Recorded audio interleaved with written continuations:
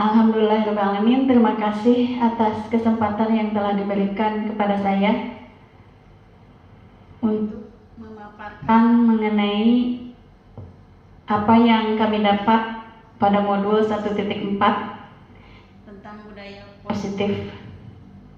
Yang pertama adalah mengenai perubahan paradigma yang diawali dengan teori kontrol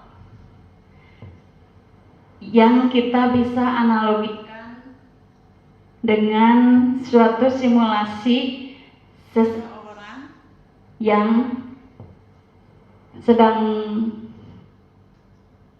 bermain kepal tangan,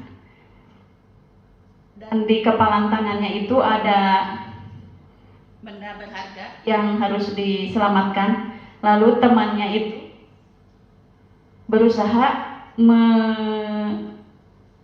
membuka atau membuka untuk mengambil benda berharga itu dari kepalan tangannya. Maka dapat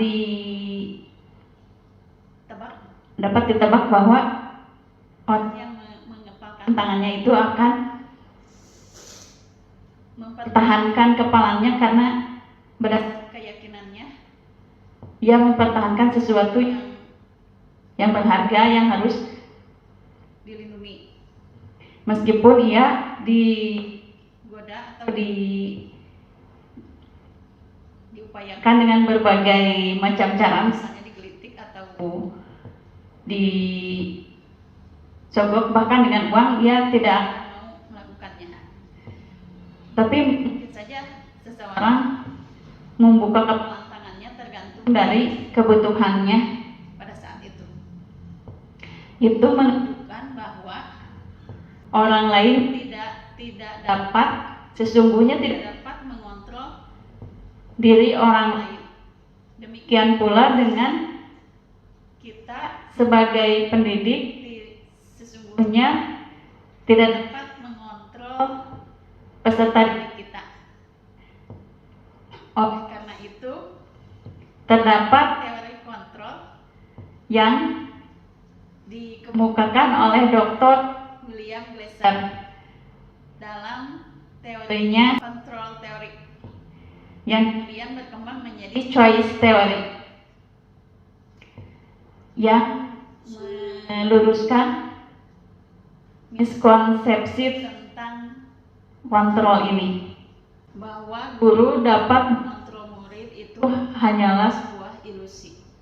Jika peserta didik menuruti perintah guru, itu sesungguhnya ia sedang mengizinkan dirinya sendiri untuk dikontrol oleh gurunya. Jika ia tidak ingin, ya guru pun tidak dapat memaksa. Yang kedua adalah ilusi bahwa semua penguatan positif efektif dan bermanfaat. Penguatan positif seperti wujukan itu merupakan salah satu bentuk kontrol. Segala usaha untuk mempengaruhi peserta didik agar mengulangi suatu perilaku tertentu adalah suatu usaha untuk mengontrol peserta didik itu. Dalam jangka waktu lama mungkin ia akan menyadarinya dan mencoba untuk menolak bujukan kita, atau bisa jadi peserta didik tersebut menjadi tergantung pada pendapat sang guru untuk berusaha. Yang ketiga adalah ilusi bahwa kritik dan membuat orang merasa bersalah dapat menguatkan karakter. Padahal menggunakan kritik dan rasa bersalah untuk mengontrol peserta didik menuju pada identitas gagal atau suatu yang tidak diharapkan pada akhirnya, suatu karakter yang nantinya tidak akan bertahan lama. Peserta didik belajar untuk merasa buruk tentang diri mereka, karena dengan adanya pernyataan dari gurunya sehingga peserta didik itu merasa bersalah. Itu akan mengakibatkan mereka mengembangkan dialog dengan dirinya itu, bahwa dirinya itu misalnya anak nakal. Kadang sulit bagi guru untuk mengidentifikasi bahwa mereka sedang melakukan tindakan ini, karena sering guru cukup menggunakan suara halus untuk menyampaikan pesan negatif. Misal, ada peserta didik yang terlambat. Kalau guru yang mendapati peserta didik yang terlambat kadang mengatakan, kalau kamu terlambat terus nanti saya ditegur oleh kepala sekolah. Disangkanya nanti saya tidak bisa mendidik peserta didik. Pelan tapi dalam. Orang dewasa memiliki hak untuk memaksa. Itu juga merupakan sebuah ilusi. Banyak, nggak usah pakai ini ya. Banyak orang dewasa yang percaya bahwa mereka memiliki tanggung jawab untuk membuat peserta didik berbuat hal-hal tertentu sehingga mereka merasa bahwa orang dewasa dapat mengontrol anak-anak, padahal itu hanyalah ilusi. Nah, bagaimana seseorang bisa berubah dari paradigma seperti yang tadi disebutkan, yaitu berdasarkan teori stimulus respon kepada pendekatan teori kontrol.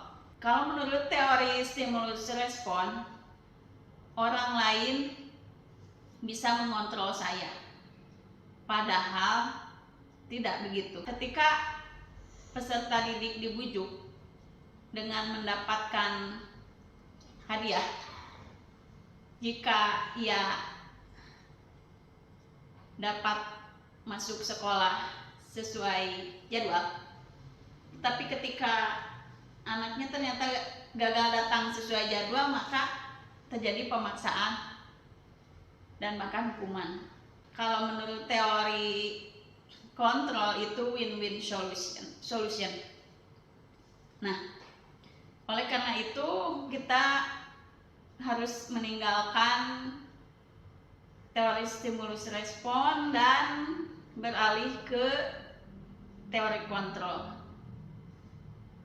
untuk menumbuhkan disiplin positif pada diri peserta didik. Disiplin erat kaitannya dengan nilai-nilai kebajikan universal. Kata disiplin sering dikaitkan dengan pemberian hukuman. Disiplin itu dari dalam diri kita sendiri, dan jika memang belum bisa, memang harus ada yang mendisiplinkan, tapi dalam suasana yang nyaman bagi peserta didik. Dalam hal itu, Ki Hajar Dewantara menyatakan bahwa kemerdekaan itu tidak hanya bebas dari perintah, tapi harus mampu mendisiplinkan diri sendiri. Nah, pemikiran Ki Hajar Dewantara ini sejalan dengan pandangan Dayen Gosen. Untuk menjadi seorang murid atau pengikut, seseorang harus paham betul alasan mengapa mereka mengikuti suatu aliran atau ajaran tertentu, sehingga motivasi yang terbangun adalah motivasi dari dalam diri atau motivasi intrinsik. Teori motivasi itu digagas oleh Dayen Gosen yang menyatakan ada 3 motivasi perilaku manusia, yaitu 1. Untuk menghindari ketidaknyamanan atau hukuman. 2. Untuk mendapatkan imbalan atau penghargaan dari orang lain. Yang ketiga, untuk menjadi orang yang mereka inginkan dan menghargai diri sendiri dengan nilai-nilai yang mereka percaya. Tujuan dari disiplin positif adalah menanamkan motivasi yang ketiga pada peserta didik kita, yaitu untuk menjadi orang yang mereka inginkan dan menghargai diri sendiri dengan nilai-nilai yang mereka percaya. Ketika murid-murid kita memiliki motivasi intrinsik, mereka telah memiliki motivasi yang datangnya dari dalam jiwa yang berdampak jangka panjang. Motivasi yang tidak akan terpengaruh oleh adanya bujukan berupa hadiah atau ancaman berupa hukuman. Mereka akan tetap berperilaku baik dan berlandaskan nilai-nilai kebajikan karena mereka ingin menjadi orang yang menjunjung tinggi nilai-nilai yang mereka hargai. Pertanyaannya sekarang adalah, bagaimana cara kita menjadi guru untuk menanamkan disiplin positif ini kepada murid-murid kita? Nah, kita bahas mengenai hukuman dan penghargaan terlebih dahulu. Tindakan terhadap suatu pelanggaran pada umumnya berbentuk hukuman atau konsekuensi. Dalam kesempatan ini akan diperkenalkan program disiplin positif yang dinamakan restitusi. Restitusi adalah proses menciptakan kondisi bagi peserta didik untuk memperbaiki kesalahannya sehingga mereka dapat kembali pada kelompoknya dengan karakter yang lebih kuat. Itu pun menurut Gosen tahun 2004. Restitusi juga merupakan proses kolaboratif yang mengajarkan kepada peserta didik untuk mencari solusi untuk masalah mereka dan membantu peserta didik berpikir tentang orang seperti apa yang mereka inginkan dan bagaimana mereka harus memperlakukan orang lain. Nah, sebelum kita membahas lebih dalam tentang penerapan restitusi, kita perlu bertanya dulu, apakah perbedaan antara hukuman dan konsekuensi? Hukuman yang menyakitkan, hukuman yang menyakitkan harus terjadi. Itu merupakan akibat dari pelanggaran dan mengakibatkan pada diri peserta didik itu memiliki identitas gagal. Dan ada sebaliknya, yaitu identitas sukses, yaitu disiplin yang terbagi menjadi dua, konsekuensi dan restitusi. Menurut teori disiplin, konsekuensi adalah sesuatu yang harus terjadi. Bagi teori restitusi itu merupakan pilihan. Dengan hukuman itu dapat mencederai psikisnya, sehingga hukuman yang dialami pada masa kecilnya dapat sangat ingat di masa dewasanya.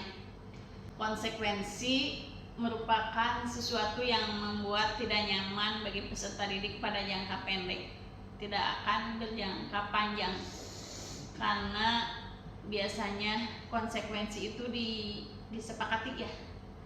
Nah, kalau restitusi itu menguatkan untuk peserta didik atau anak-anak dalam jangka waktu panjang.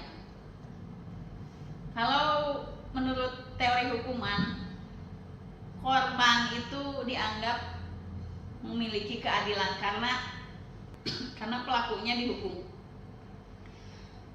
Kalau menurut konsekuensi nih, peserta didik itu atau anak dibuat tidak nyaman, atau korban itu bisa diabaikan. Korban mendapat ganti pada teori restitusi. Pada hukuman, murid atau anak akan tersakiti pada konsekuensi hanya tidak nyaman. Kalau pada restitusi mendapatkan penguatan. Hukuman berupa perilaku pasif agresif akan meningkat pada peserta didik akibat dari adanya hukuman atau diberikan hukuman padanya. Sedangkan konsekuensi penguatan hanya bertahan dalam jangka waktu pendek. Kalau menurut restitusi, masalah akan terpecahkan. Nah, kalau berdasarkan hukuman, sistem tidak akan berjalan bila murid tidak takut. Berarti dengan adanya hukuman, peserta didik ditakut-takuti dengan hukuman. Sedangkan konsekuensi memerlukan monitoring dan supervisi terus-menerus dari guru. Tapi menurut restitusi, murid belajar bertanggung jawab atas perilakunya. Kalau hukuman berlaku hanya pada sebuah institusi, tidak berlanjut pada kehidupan nyata, hanya pada saat itu saja, karena hukuman itu biasanya dadakan. Lalu kalau konsekuensi membantu penerapan mengikuti peraturan dalam masyarakat. Kalau restitusi fokus pada pemecahan masalah dalam jangka waktu panjang. Kalau hukuman itu dikaitkan dengan peraturan, kamu harus titik-titik, misalnya kamu harus datang tepat waktu. Kalau konsekuensi, kata-katanya apa peraturannya? Mampukah kamu melakukan itu? Terima kasih. Tapi kalau restitusi, apa yang Ananda yakini, apa yang Ananda dapat lakukan untuk memperbaiki masalah ini? Kalau hukuman mengakibatkan kebencian pada peserta didik atau anak-anak atau seseorang orang dewasa pun. Tapi kalau konsekuensi dapat peserta didik dapat menghormati peraturan. Kalau restitusi, peserta didik dapat menghormati dirinya dan orang lain. Hukuman itu mengakibatkan hal yang negatif. Tapi kalau konsekuensi itu akan jadi netral. Tapi kalau restitusi itu akan berdampak positif. Misalnya hukuman, awas kalau dilakukan lagi ya, awas nanti ya kamu ya. Itu contoh hukuman yang berdampak negatif. Tapi kalau konsekuensi akibatnya jadi netral, lakukan apa yang saya katakan. Kalau restitusi positifnya, ada pertanyaan, apakah hal ini yang sesungguhnya ingin Ananda lakukan? Nah, negatifnya pada hukuman itu ada mode paksaan. Kalau netral itu adanya stimulus dan respon. Kalau positifnya itu dari restitusi itu acuannya ke teori kontrol. Kalau netral itu dari konsekuensi itu dari teori stimulus respon. Kalau hukuman itu mengakibatkan hal yang negatif, menjadikan konsep diri yang buruk tentang dirinya. Konsekuensi itu mendorong kepatuhan. Kalau restitusi itu dapat mendorong disiplin positif. Negatifnya dari hukuman, peserta didik belajar menyembunyikan kesalahan karena takut dihukum, sering berbohong. Konsekuensi akan mengakibatkan sesuatu yang netral. Ia akan belajar taat pada peraturan. Nah, kalau teori kontrol positifnya, peserta didik akan belajar memecahkan masalah. Negatifnya dari hukuman yaitu mencoba mengontrol anak dengan penguatan negatif untuk membayar impas kesalahan. Tapi kalau konsekuensi itu mencoba mengontrol peserta didik untuk penguatan positif. Tapi kalau restitusi positifnya itu anak atau peserta didik paham bahwa dirinya sendiri yang memegang kontrol atau kendali. Nah, berdasarkan perbedaan antara hukuman, konsekuensi, dan restitusi, maka kita dapat menyimpulkan bahwa hukuman bersifat tidak terencana atau tiba-tiba atau dadakan tadi.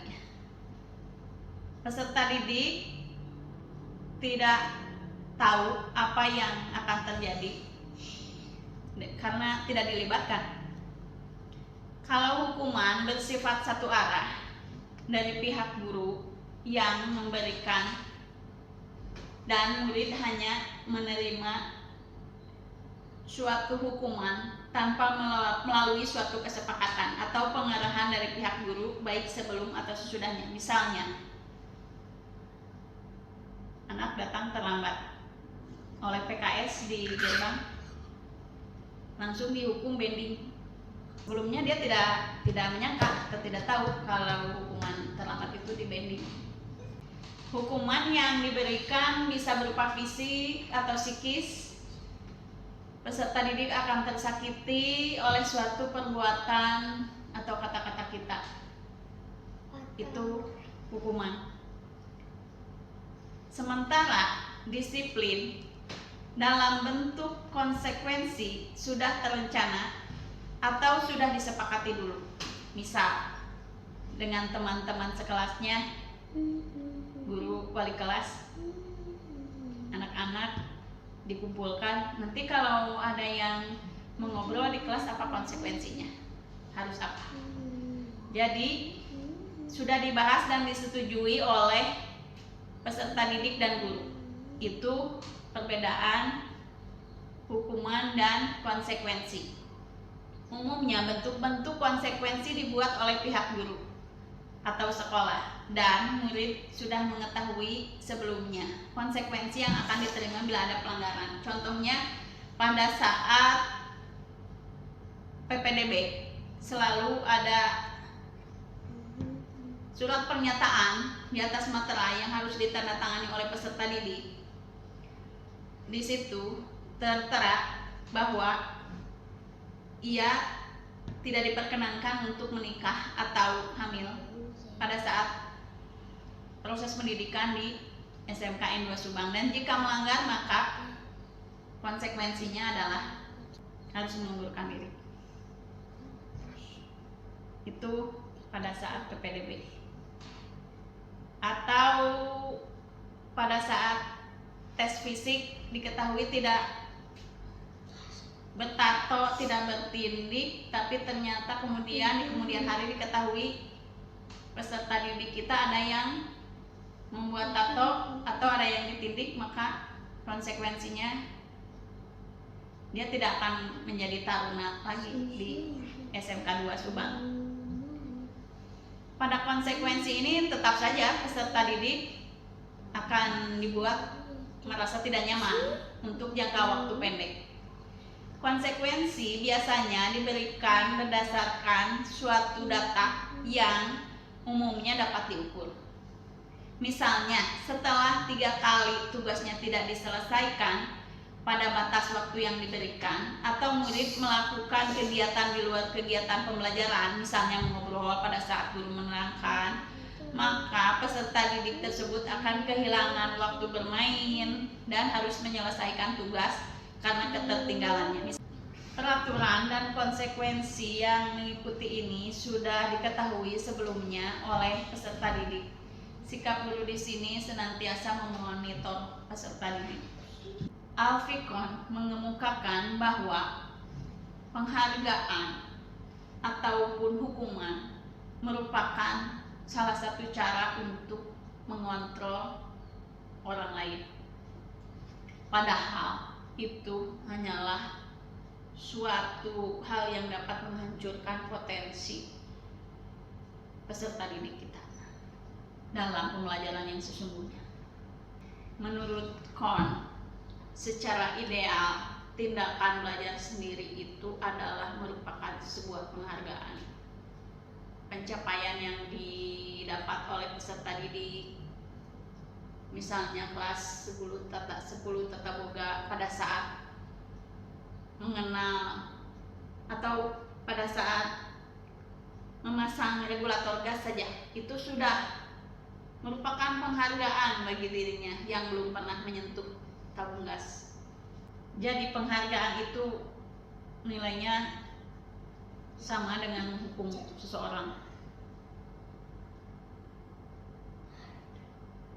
Jadi hukuman itu memberi pengaruh jangka pendek dan jangka panjang. Penghargaan itu pengaruhnya jangka pendek dan jangka panjang. Penghargaan juga tidak efektif. Penghargaan dapat merusak hubungan antar teman. Karena saya juga dulu pernah dapat penghargaan juara ketiga di sekolah, dilihat dari presensi menggunakan fingerprint, presensi sholat duhur asar, presensi upacara apel rapat, dan di situ saya merasa tidak enak, walaupun hanya mendapat penghargaan selembar sertifikat penghargaan. Tidak efektif bagi saya. Penghargaan dapat mengurangi ketepatan. Ada proyek penelitian atau proyek membuat sabun pencuci tangan. Di sekolah kita saat ini sedang ada proyek membuat sabun pencuci tangan, dan itu harus diukur-ukur bahan-bahannya. Yang diberi penghargaan itu dapat mengukur dengan kurang akurat daripada yang tidak diberi penghargaan, karena memang tumbuh lahir tanggung jawab dari dirinya untuk bersungguh-sungguh mengukur sesuai takaran. Penghargaan dapat menurunkan kualitas. Misalnya makalah dari anak-anak yang diberi penghargaan itu dapat berbeda jauh kualitasnya dengan makalah yang peserta didik yang tidak mendapat penghargaan. Dan penghargaan itu sendiri menghukum dengan penghargaan yang diberikan menjadi hukuman jika tidak mendapat penghargaan.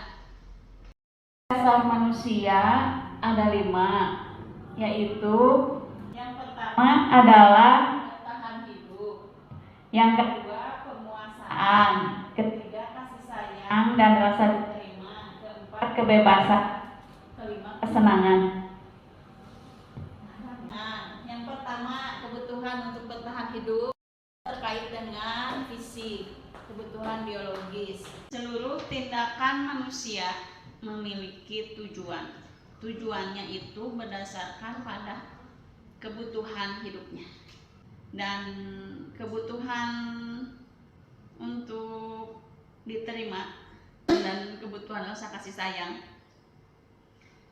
kebebasan, kesenangan, penguasaan itu berkaitan dengan kebutuhan psikis. Kebutuhan itu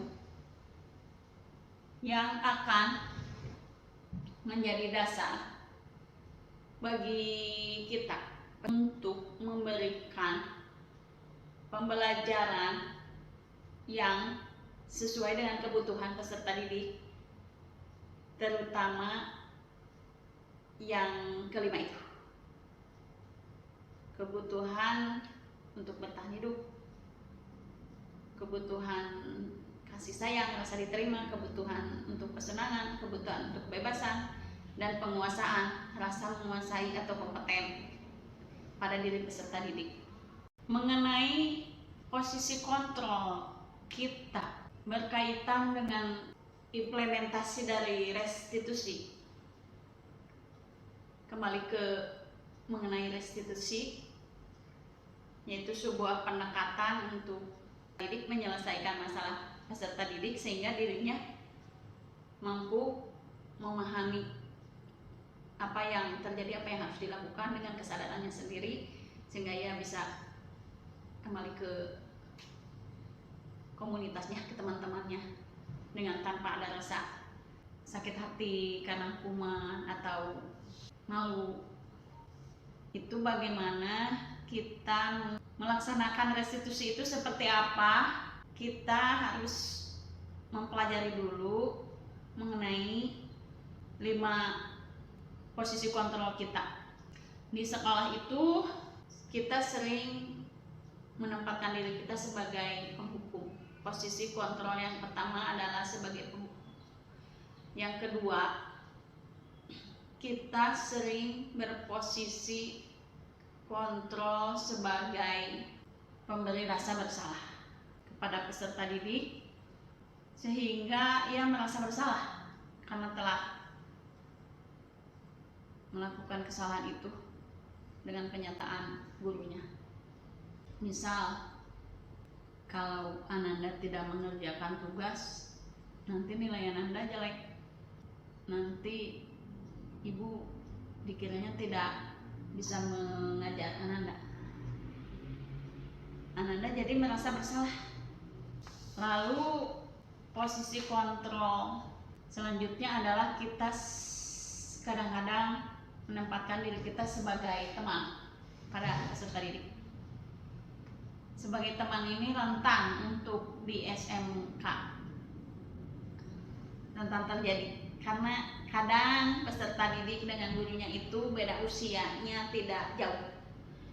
Bahkan karena sebagai teman itu posisi kontrol diri kita sebagai teman peserta didik, kadang-kadang peserta didik kita jadi agak melunjak. Ada yang sampai guru digandeng oleh muridnya dan jalan bersama-sama seperti teman karena sering berposisi kontrol sebagai teman. Misalnya pada saat peserta didik mengobrol di kelas, kadang guru menegurnya, jangan ngobrol dong, dengerin ibu gitu, kadang-kadang gitu ya.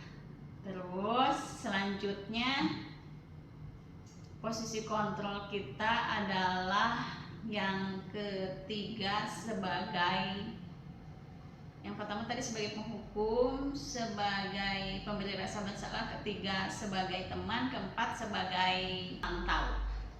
Kalau sebagai pemantau ini diibaratkan guru itu seperti yang memakai topi putih, segala sesuatunya by data.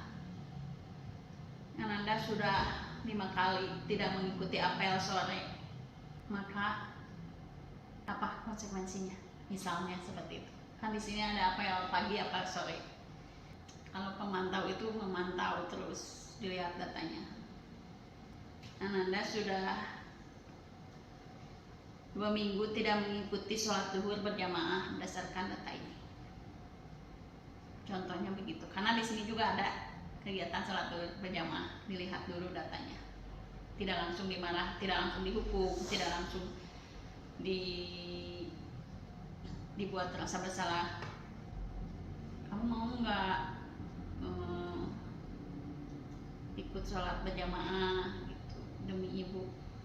Kamu nanti dianggapnya ibu nggak bisa ngajak ke yang benar. Itu sebagai teman juga bisa. Seperti itu contohnya. Terus kalau yang terakhir posisi kontrol itu sebagai manajer, itu dianggap sebagai posisi yang terbaik untuk peserta didik. Karena posisi kontrol sebagai manajer itu dia akan mengeksplor peserta didik untuk mengelola dirinya sehingga dia bisa, atau peserta didik bisa teringat kembali. Misalnya pada saat terjadi masalah peserta didik yang melakukan bullying ke temannya, misalnya body shaming. Ada program ADEM, banyak anak Papua yang lucu-lucu, rambutnya gitu kriwil. Nanti kalau yang sebagai manajer, dia peserta didik yang melakukan body shaming itu akan dibuat dia menyadari bahwa itu tidak baik. Apakah kamu meyakini bahwa itu adalah tindakan yang benar? Misal memperolok-olokkan teman, apakah itu menurut kamu itu suatu tindakan yang baik? Nah, 5 posisi kontrol untuk restitusi ini akan berdampak pada peserta didik dan gurunya. Untuk implementasi pembelajaran yang berpihak pada peserta didik, maka posisi kontrol restitusi ini harus diterapkan sebagai manajer, karena itu yang dianggap yang terbaik. Tapi tergantung juga kondisinya sih, tergantung keadaannya atau kasus yang terjadi. Ada kalanya kita juga memang harus bersikap sebagai teman atau sebagai pemantau gitu. Tapi kalau sebagai penghukum dan pembuat rasa bersalah, sepertinya sudah harus ditinggalkan, Bapak Ibu. Selanjutnya saya akan mencoba memaparkan mengenai teori yang kami dapatkan di modul 1.4 itu, yaitu mengenai keyakinan kelas. Karena itu juga merupakan salah satu budaya positif yang harus mulai kita jalankan. Apa itu keyakinan kelas? Keyakinan kelas itu awalnya dari peraturan kelas. Sebagai intronya, mengapa kita memilih keyakinan daripada peraturan kelas? Kalau peraturan biasanya suka banyak yang tidak boleh atau berkalimat negatif. Misal, jangan buang sampah sembarangan. Jangan buang sampah sembarangan itu kalau diubah menjadi keyakinan kelas itu berarti kan kalau kita membuat peraturan itu untuk atau berdasarkan nilai-nilai kebajikan universal ya. Jadi kalau dilarang buang sampah sembarangan berarti berkaitan dengan kebersihan, berarti bersih, keyakinan kelasnya bersih. Jadi kalimat-kalimat negatif itu diubah menjadi kalimat positif. Nah, awalnya itu untuk apa gitu kan kita membuat suatu peraturan, misalnya mengapa berkendaraan motor harus pakai helm, kan untuk keselamatan gitu. Nah, kalau di sekolah mengapa tidak boleh datang terlambat, kan supaya disiplin, supaya tepat waktu, nanti pulangnya juga tepat waktu. Kalau datangnya terlambat kan nanti pulangnya juga telat.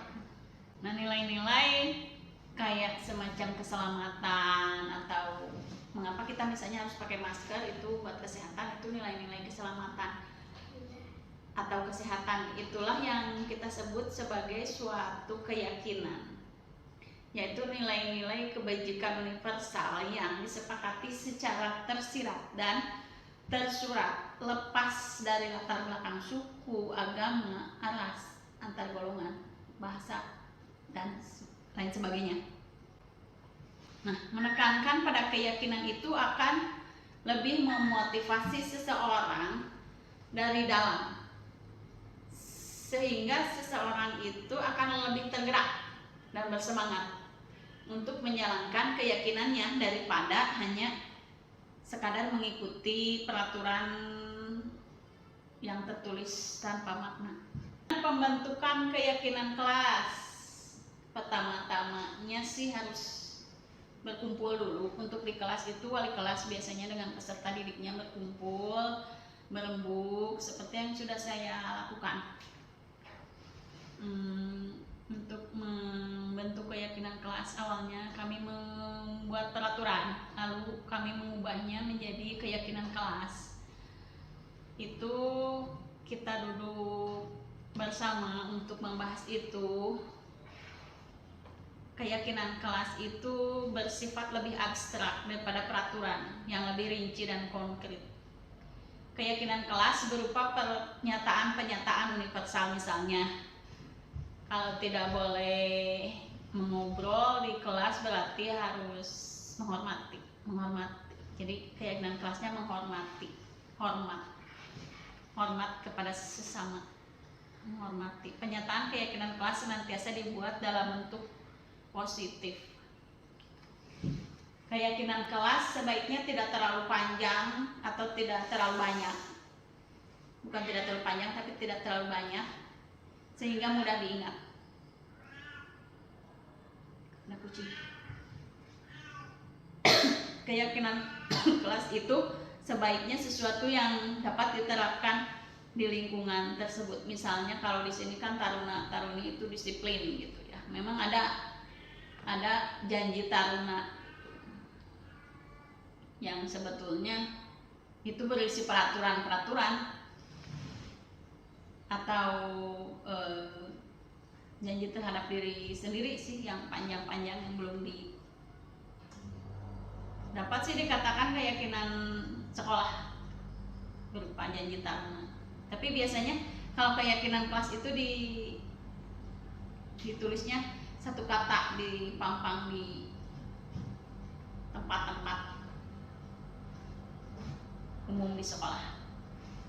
Nah, semua warga kelas itu berkontribusi untuk membahas mengenai keyakinan kelas ini. Lalu semua warga bersedia untuk meninjau kembali keyakinan kelas dari waktu ke waktu.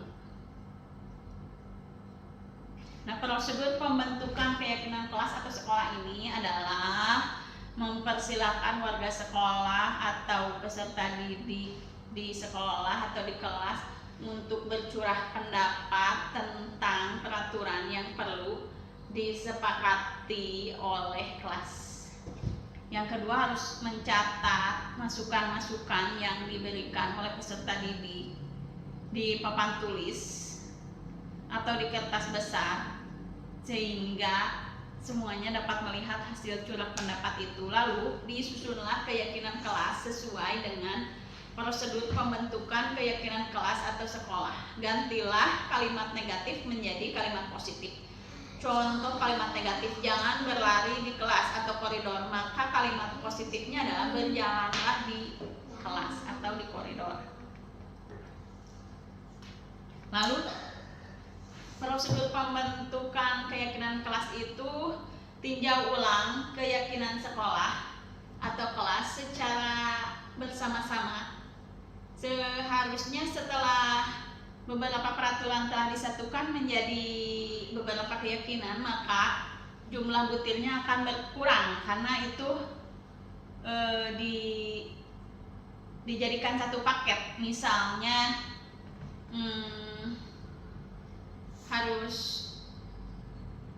misalnya tidak boleh bohong gitu, tidak boleh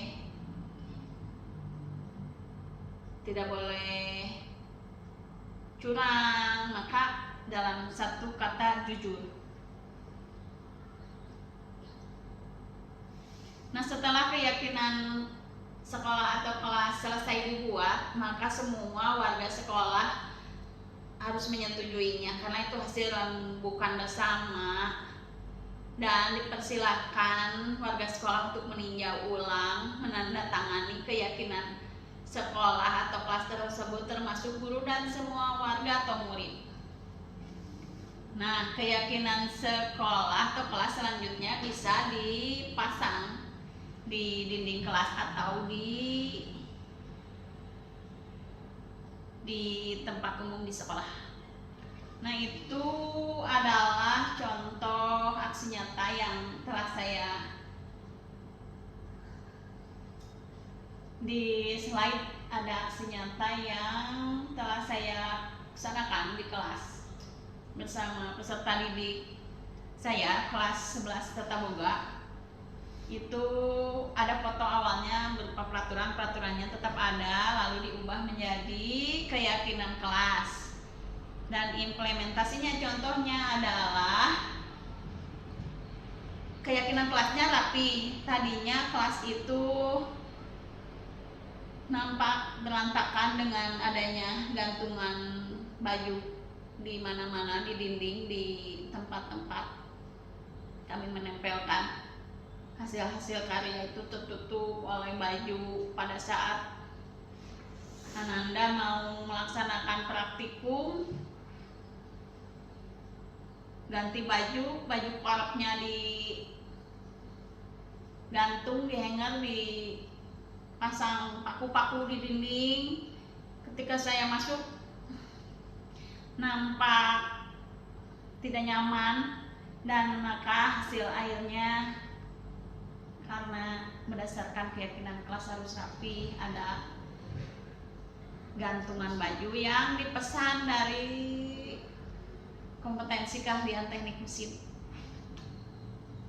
Nah, ada juga aksi nyata saya dalam menjalankan keyakinan kelas, yaitu kreatif.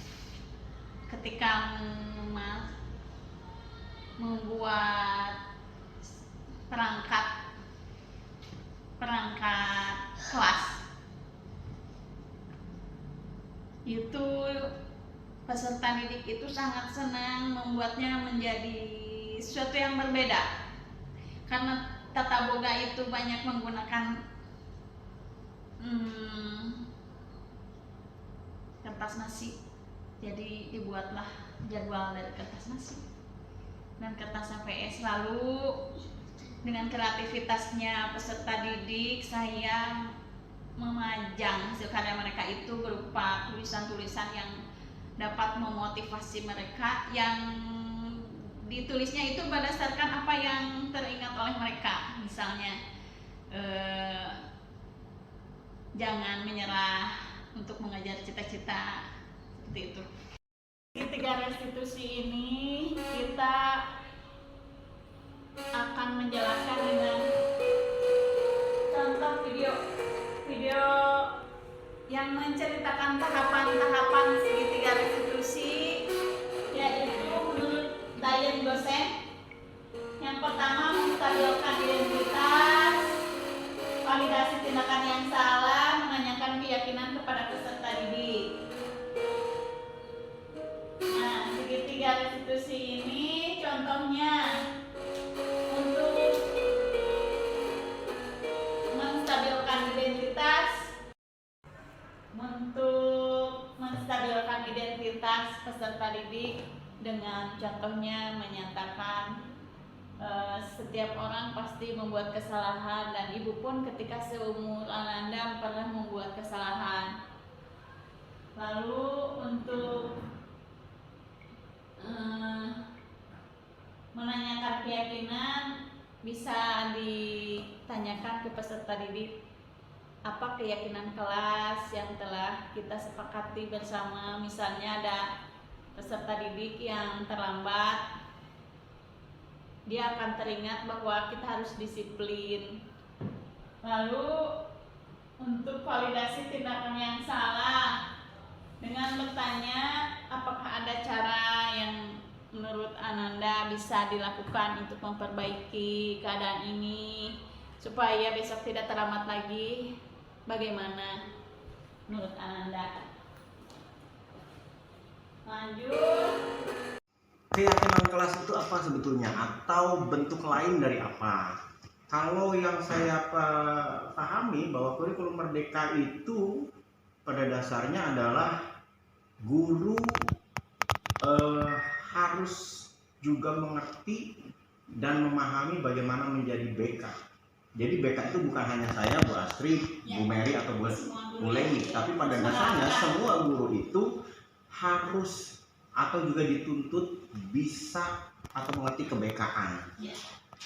Kenapa saya bilang begitu? Tadi dari beberapa pemaparan Bu Yani ada keyakinan kelas, ada aturan-aturan yang dibentuk dalam skala besar, yaitu misalnya keyakinan sekolah, dan terus skala kecilnya adalah keyakinan kelas, yang sebetulnya kalau menurut saya itu adalah bagian daripada kontrak belajar.